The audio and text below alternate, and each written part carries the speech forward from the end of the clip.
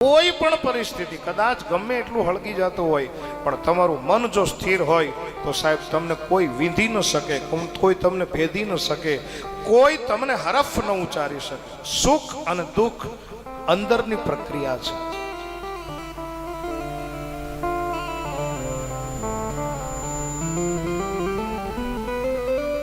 મૈત્રેય મહારાજે પ્રશ્ન આજ કર્યો હતો. વિદુરજી જ્યારે મૈત્રેયના આશ્રમે ગયા ત્યારે એ જ કીધું કે માણસ સુખની ચાહ કરવા છતાંય હે મૈત્રેયજી દુખી શા માટે થાય છે?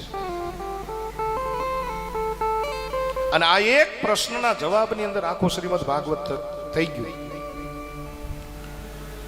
પ્રશ્ન કયો કર્યો કે સુખની ચાહ કરવા માણસ દુખી કેમ થાય છે?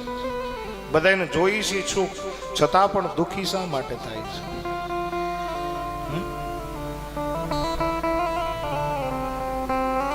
અને એનો જવાબ છે છેક રામાયણની અંદર.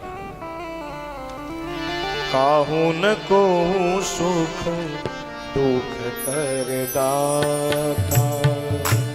કાહું ન કો સુખ દુઃખ કરદાતા, કાહું ન કો સુખ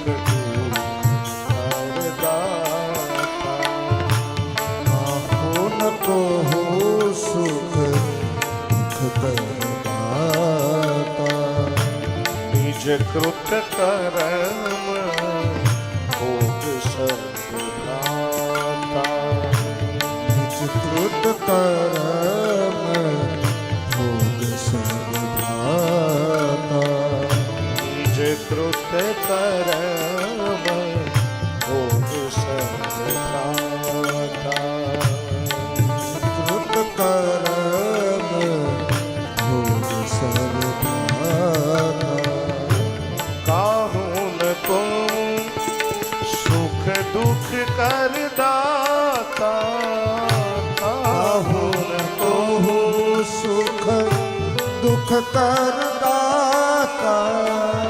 નિજ કૃત કર્મ ભોગ સબ ભ્રાતા, નિજ કૃત કરમ ભોગ સબ ભ્રાતા, કાહું ન કો સુખ